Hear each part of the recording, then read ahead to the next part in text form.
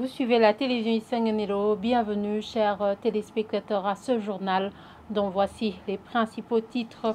Le site de Makazo de la commune Mouimbi en province à Bujumbura où ont été délocalisées les victimes des inondations de Gatumba manquent cruellement d'eau potable. Ces victimes d'inondations sont obligées de payer le bilan d'eau à 300 francs bout. Le responsable de ce site demande aux organisations qui leur ont promis une réduction d'eau de leur venir en aide. Vous aurez plus de détails au cours de ce journal. Et le prix du pain a connu ces derniers jours une augmentation située dans l'intervalle plutôt de 500 à 800 francs.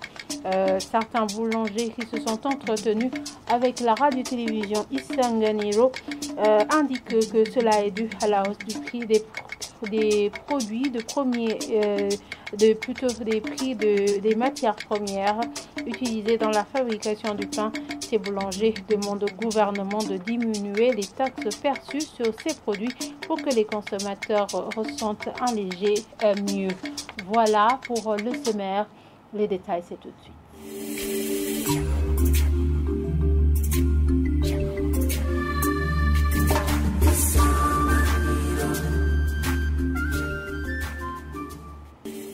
Encore une fois, bienvenue, chers téléspectateurs. Le phénomène de glissement de terrain qui s'observe sur la colline Gikungu rurale en zone Gihosha est lié au phénomène de la nature du terrain qui est argileux.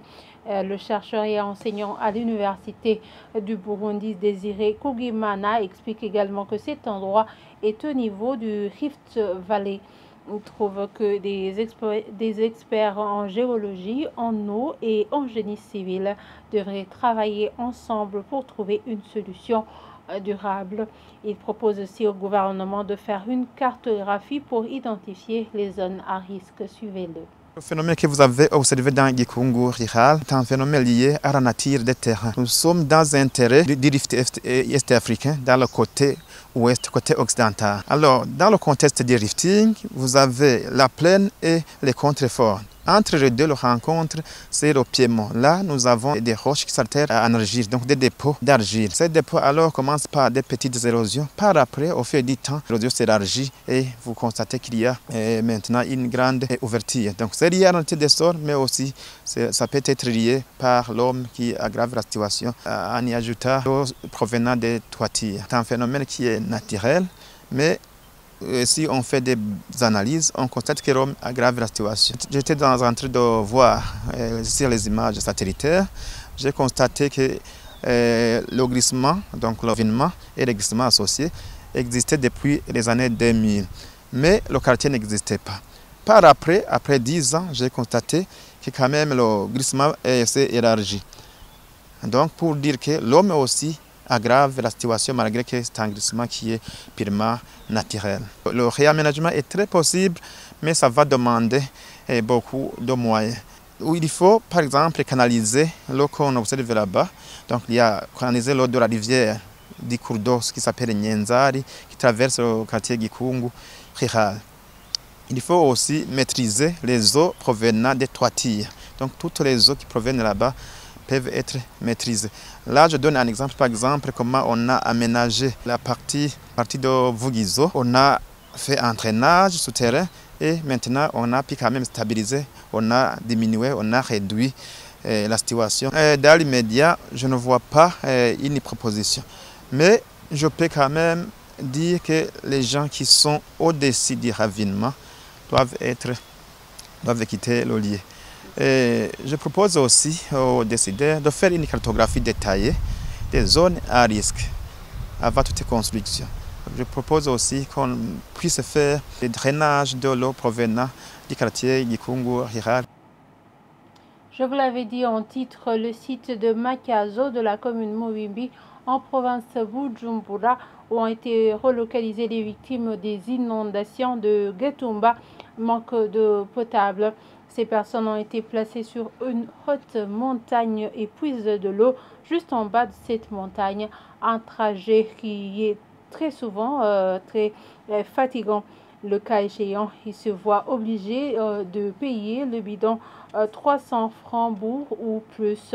Le responsable de ce site demande aux organisations qui leur ont promis une réduction d'eau de le faire avant qu'ils n'attrapent les maladies des mensales. Omer Douayo s'est rendu sur le lieu. Son reportage.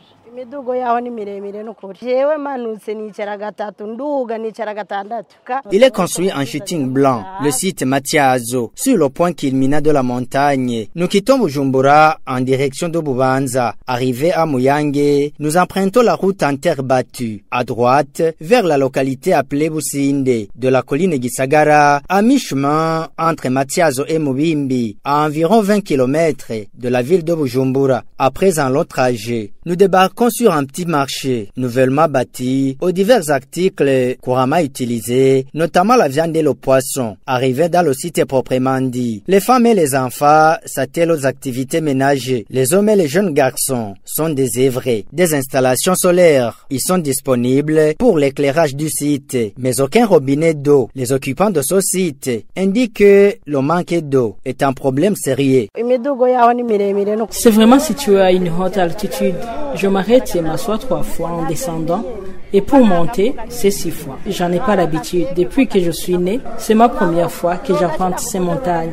J'amène un bidon de 5 litres par les mains. Celui de 10 litres, je ne peux pas le porter sur la tête. On puise très loin. Il y a des gens qui viennent d'autres sites pour puiser des bidons pour 500 francs bourg. Si c'était dans la vallée, je pourrais moi-même aller puiser des bidons. Ce n'est pas possible maintenant à mon âge de porter même un seul bidon sur la tête. Ils disent que même s'ils en trouvent, aucune goutte d'eau n'est perdue. Aujourd'hui, tu peux avoir 300 francs pour puiser. Tu ne sais pas si tu en auras demain. J'essaie donc de bien gérer. Je me lave une petite quantité, juste pour enlever la sueur. Un bidon plein, je le partage en 3 pour la douche, la cuisine et pour boire. Son manque d'eau est connu des responsables du site. Selon Abdul Khalim, représentant du site, la question est déjà soumise aux autorités. Le grand défi de ce site, c'est de l'eau pour avoir un seul bidon. L'on paie 300 ou 500 francs. Les occupants de ce site n'ont pas de travail. Dépenser de l'argent chaque jour, ce n'est pas facile. On en a parlé à l'UNICEF et on nous a dit que ce problème va être réglé. Contacté par téléphone, Dismas Arimenshi, administrateur communal de Mubimbi, appelle les occupants de ce site d'environ 600 familles qui utilisent des toilettes publiques à utiliser l'eau d'en bas de cette montagne en attendant la finition de l'adduction d'eau en cours. Merci à Omer Douayo et à Yannick Remezzo pour ce reportage. Et depuis, le prix du pain a connu ces derniers jours une augmentation située dans l'intervalle de 500 à 800 francs, si bien que celui qui coûtait 3200 francs au détail s'achète aujourd'hui 4000 francs bourg et celui qui s'achetait 2500 francs maintenant coûte 3000 francs. Certains boulangers de la ville de Bujumbura qui se sont entretenus avec la radio-télévision Isanganiro expliquent que cela est dû à la hausse des matières premières utilisées dans la fabrication du pain. Ils proposent au gouvernement de diminuer les impôts. Le point avec Jean-Marie Mayonga. Dans différentes boulangeries de fabrication de pain et qui font le vente visitée, nous avons constaté que les prix ont connu une augmentation énorme alors que le pouvoir d'achat des citoyens est trop bas. Boulangerie Saint-Thomas de Jabé, les vendeurs de pain en détail, même s'ils n'ont pas voulu s'exprimer sur nos micros, nous ont signalé que les prix ont connu une hausse très élevée. Le pain qui était à 1000 francs bondés est vendu aujourd'hui à 1300 francs bondés et les acheteurs ne sont pas nombreux suite à la pauvreté dans les familles. Nous nous sommes dirigés vers boulangerie Goshen. Le gérant de ce boulanger précise que les prix du pain ont changé depuis le début de l'année 2024 où le pain coupé qui était à 3000 francs bondés aujourd'hui est à 4000 francs bondés. Il explique que tout cela est dû à la hausse des produits utilisés dans la fabrication des pains qui sont importés à un prix élevé. Ces boulangers signalent également que les consommateurs ne sont pas nombreux car leur pouvoir d'achat a diminué. Ils demandent au gouvernement de voir comment intervenir en diminuant les impôts et taxes sur les produits produits importés utilisés dans les boulangeries et d'augmenter le pouvoir d'achat pour les consommateurs afin qu'ils puissent acheter ce produit comme ça se faisait dans le temps passé. Page santé pour clôturer ce journal. Le choléra est une infection intestinale causée par la bactérie Vibrio cholerae touchant le tube digestif. Ce sont là les explications de Dr Yves Nyong'o qui indique que le choléra se caractérise par la diarrhée abondante entraînant une forte déshydratation. Cette maladie se propage par l'eau et les éléments contaminés. Suivez-le dans ses explications.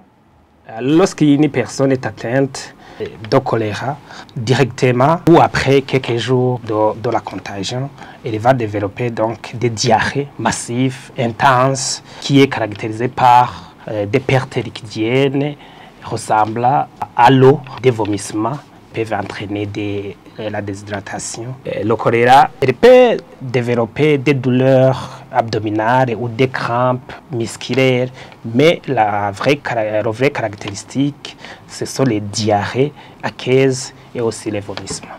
Alors, comme toute autre maladie, les bactéries sont là, surtout pour le choléra. Les bactéries vont se stocker, je dirais, dans les eaux usées, les eaux donc qui sont utilisées et qui donc à un moment elles ont été contaminées et puis la bactérie va rester là, je dirais, sans même causer de gravité des pathologies. Mais lorsqu'il y aura des catastrophes naturelles, disons l'inondation qui va éparpiller l'eau et que cette eau va être utilisée, donc les personnes vont contracter cette bactérie en ingérant l'eau qui a été contaminée.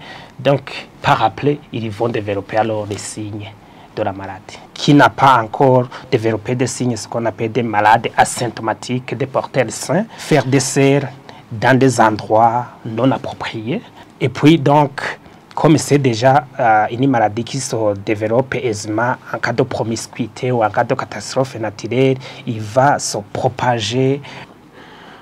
Pour minimiser le risque de choléra, c'est toujours les règles d'hygiène. Et voilà, c'est ici que nous clôturons ce journal. Merci de nous avoir suivis et très bonne suite au programme sur la télévision Isanganiro.